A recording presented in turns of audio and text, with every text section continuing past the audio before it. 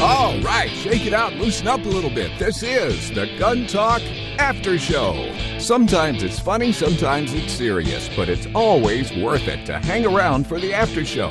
A lot of times we cover topics we either couldn't get to or didn't want to put on the radio. If you're on hold, stay right there, because we're calling Tom back to the microphone for a little more fun. Show producer Jim Kinsey will be here along with Michael and Michelle. Now, the Gun Talk After Show. All right, this is the after show. If you're on hold, we're going to get to you. Don't go anywhere because, hey, you made it into the special part of the show. Joining me right now, we've got Jim, Michelle, and Michael. Hey, guys. Hello. How are you? Hello. The gang's all here. Okay, and I do mean gang. So they've got gang signs, but they're all like from the Mickey Mouse Club or something. Matching headbands. There you go. Or visors. Yeah. Oh. There's a threatening look for you.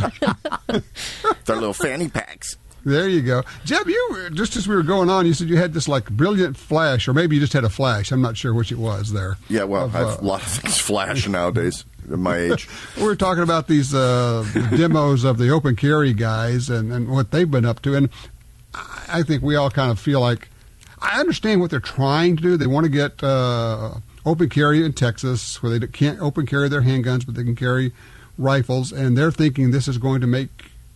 Well, actually, I'll be damned if I know what it's supposed to make. It's supposed to make the public sympathetic? I don't know. What is that? Yeah, I don't know. I guess you want to get your message out, and there's a way to do it. But the whole thing about the Starbucks rifles and all that stuff, and the bandoliers, is that what they're called? With the bandoliers. Bandoliers, yeah. Yeah. And all that stuff. I mean, it's where you look like Yosemite Sam, when you heard the deal. Yeah, it's over the top to me. All right, but what's your idea? My idea was get a bunch of concealed carry holders in your part of the country, city, state, whatever, and unite. And it'd be a little bit outlay, but nothing too much. And get, as corny as this sounds, get matching T-shirts that's United Concealed Carry Holders or Concealed Carry Holders United for XYZ, whatever you call your group. Right. And go into Starbucks, and the T-shirt basically tells people that you're a concealed carry holder, whether you're carrying at that moment or not. It doesn't matter, and you're kind of like mass ambassadors or mass ambassadors. Mass ambassadors, yeah, which is but not the same as a Billy Bass. Exactly, yeah, it doesn't need batteries. But you're spending money, you're patronizing people, so they can't be too upset with you. And you're generally, you can even be a little over the top polite, but I mean, most gun folks are anyway. We've talked about that. And if somebody asks you if you're carrying, you say, well, that's the whole thing, because when it's concealed, you never know. Right. And you never ever answer the question. Right. You don't have to. You can loop it, and then you go into a Target, you go into a Walmart, and you've got 50 people. Let me noodle on that one. That may have some legs. We'll see if we can do something with that one. Yeah, I'm online with the silk screener right now. I'll get back to you. Yeah, right. Let me know how much I owe you, and I'll give you my size. I got to get Lee in here on line 2. Lee is called in from Medford, Oregon. Hey, Lee, how are you? I don't know. I think Lee put down her phone, or we missed her or something. All right, let's do this. Let's go to John. He's in San Antonio, Texas. Hey, John, talk to me. Well, yeah, I just did an Appleseed event last Saturday. It's a one-day Appleseed in San Antonio. Okay. And I just found it to be a very interesting experience. It's the first time I've ever done kind of the rifle marksmanship thing.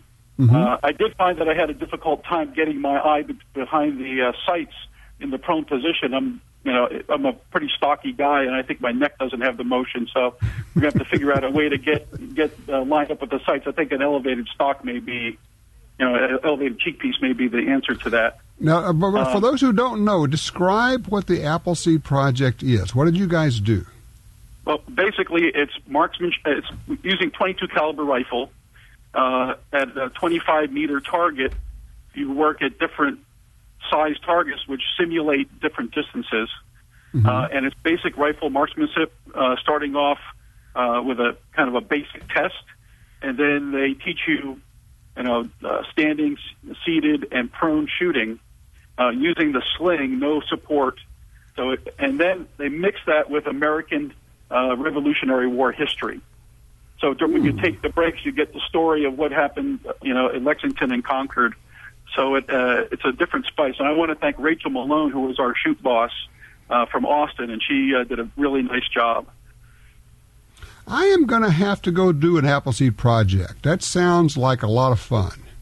It is a lot of fun. And, I learned a lot despite the fact that I have some physical limitations, but I thought it was a lot of fun.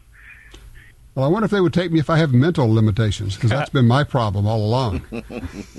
Well, we'll just have to see. Yeah, that's right. It all depends on how that works out. We'll let you know. Well, John, thank you for that report. I appreciate that. Have any of you guys ever done an Appleseed project? I'm not very cultured. So you read Johnny Appleseed, okay? Right. That's as far as we go with it. Okay, well, we're gonna do one of those, and we'll get a report on that. Let me see. I think we got Lee back here on line 2. Hey, Lee, how are you? Hi, good. How are you? I am good. What you looking for? I am looking for a handgun. I'm not, I don't know a whole lot about guns. I've known several different guys I've gone shooting with in the past, and when I was younger, I used to go shooting with handguns a lot. I own a 22. I used to be dead on with a 2020. But I've never been super accurate with a handgun, and it's been something I've always wanted to get. I was listening to your show earlier, and I thought, you know what, why don't I call the expert and find out what recommendations you might have for me? Sure. Okay, a couple of questions. Would this be for just in the home, or would you consider getting your carry permit so you could carry it with you like in a purse? I think I'd like to. I'm considering getting my carry permit. So okay, that helps. Okay. Do you have any either preference or experience with either revolver or a semi-auto pistol? I've had both, and I don't have a preference. Okay. Then my suggestion for you is going to be this. I could sit here and name, 20 different guns and the good and the bad part of those, but that's not going to help Lee. What you need to do is figure out which gun feels good in your hands and which one you like to shoot. So I'm going to suggest you find a shooting range that has an instructor and call over there and say, look, I want to get an hour or a couple of hours instruction with a teacher, probably like a 1-hour class, maybe 3 different times. You have 3 different classes, because an hour is a lot to take in beyond that. And ask to either rent guns or have the instructor bring guns and try a few different handguns and try a semi-auto and try a revolver. And I'm going to throw a thought out for you here. In the past, I've said, well, maybe you don't want to look at 22s. I will tell you, a 22 is not a bad way to go. The one that really kind of turned me around is Ruger has a revolver in 22, and it's very easy to pull the trigger on. It's a small little revolver. And it's got 9 shots. It's a 9-shot 22 revolver called the LCR for light compact revolver. Not much recoil, and you can shoot it well. So I would include as a possibility, and you're going to hear people say, oh, 22 is no good for self-defense. Anything is better than nothing. Right. But I think I'm going to suggest you get yourself to an instructor and try some different guns. And also, honestly, just go to the store and pick up a bunch of them. Find somebody who's not condescending, because unfortunately some gun store clerks are. Tell you what I'm going to do. At this point, let me do this. I'm going to bring in our resident gun sales expert, Michelle. Michelle, you have worked with a lot of women looking for a gun for self-defense. How can we help Lee? Well, the same recommendation that you just gave her, Tom. You really have to spend some time getting close and personal with a firearm. It's not just what fits as far as the hand size goes, but it's recoil. And, everybody wants to get into the lighter weight guns because they're comfortable in the feel and they're not heavy. But for a beginner shooter, if they're going to get into a 9mm or a 40 Smith & Wesson caliber, it's quite a bit of recoil. And if you're not used to that, it's going to be too much and intimidating. And unfortunately, it turns more people away from shooting than it brings them closer to the shooting. So I think your suggestion is right on. Start with something small. That's what we always do. A 22 keeps it nice. There's no recoil. Not a lot of noise, although you still need to wear your hearing protection. Mm-hmm. But it's a great place to start. Makes you comfortable. And after a couple of times of shooting that, then try something different. Try a revolver or try a semi-auto and, move up in calibers. There you go. Lee, That sounds great. Thank you. That's Sure, a do great us a start favor. for me. I really appreciate it. After you get a chance to shoot a little bit and get with an instructor, and please make the effort. Call a few ranges. Say, look, this is what I want to do, and who can I do this with? Give us a call back and let us know how it goes, okay? All right, I will. Thank you guys so much. Appreciate All right, it. thank you. Good luck with that. Guys, this is probably a great place. We'll take a quick break here. When we come back, we've got Mike on the line, and we'll get to him, and we've got some other things we need to knock around here. So hold on, everybody. We'll take a quick break, and we'll be right back.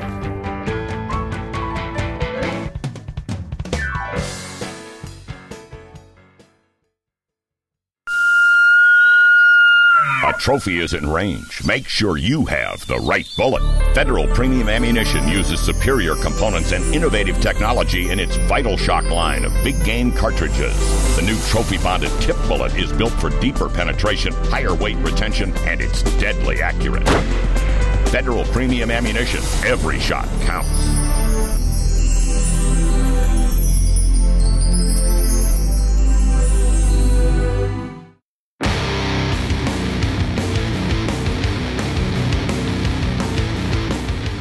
And we're back. Exactly right. We can do magic stuff here in the after show. We can kind of just make it all happen any way you want to. I'm still hoping I can learn to shoot like a girl someday.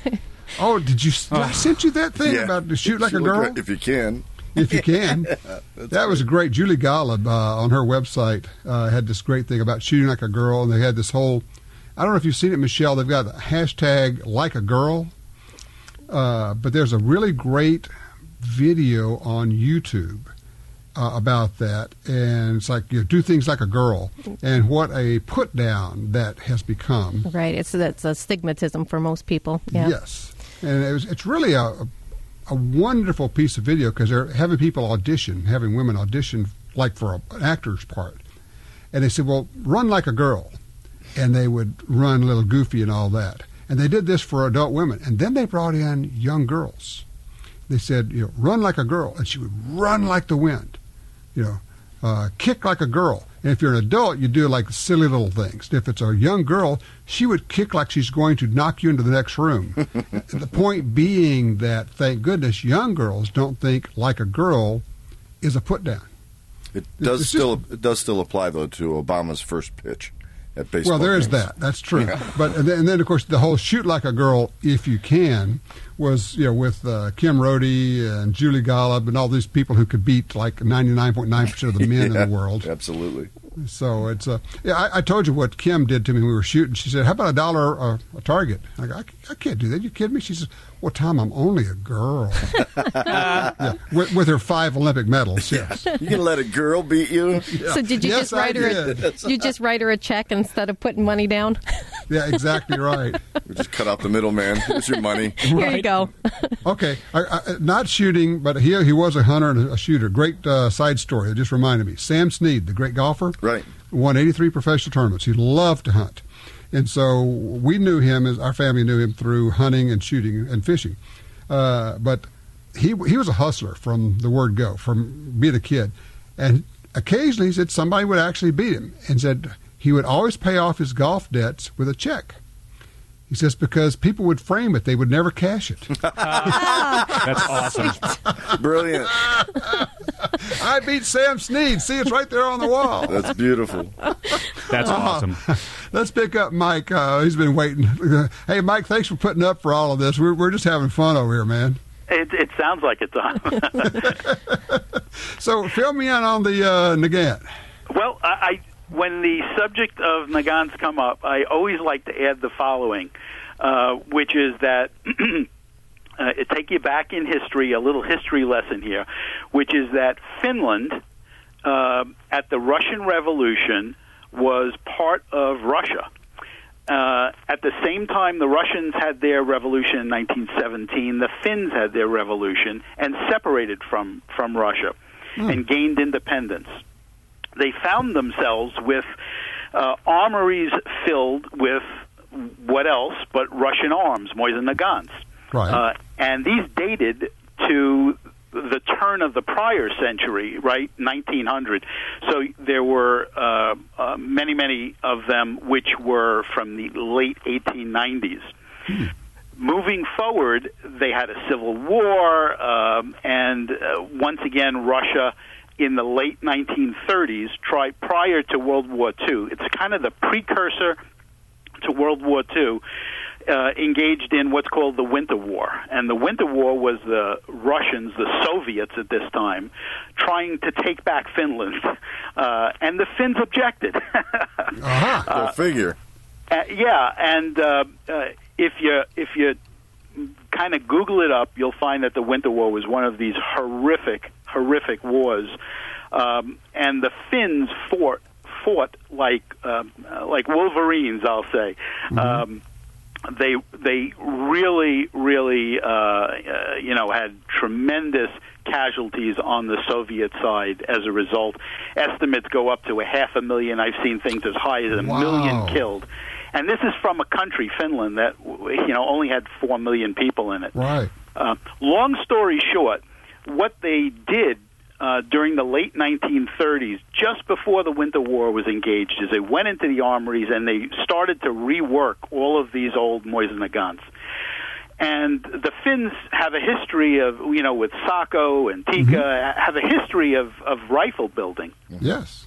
And they improved upon, they reworked it from the receiver up. New barrels, new sights, new stock.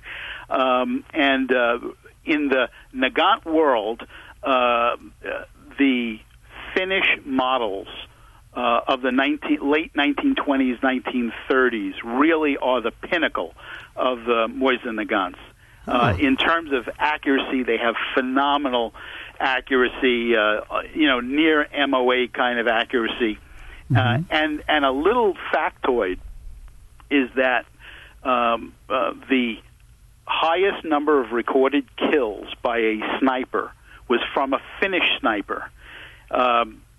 These guys always turn out to be backwoods guys who get into the military, and he was a woodsman of Finland who was in the military, and 500 kills later. Wow. Now, it sounds impressive because our kind of, the model here for snipers is wars that last years. He did that in 100 days. Holy cow. Oh, man. And it's never been broken since by any other country or any other war. Even the guys in Iraq, they had their totals over, a couple of years. But he did it basically during one winter. And it just gets better because you got to understand that he was in the Winter War, and it's called the Winter War for a reason. Yeah, the temperatures were minus 40 below zero Fahrenheit. Well, and the Finns, of course, have the best ski troopers in the world. Oh, absolutely. If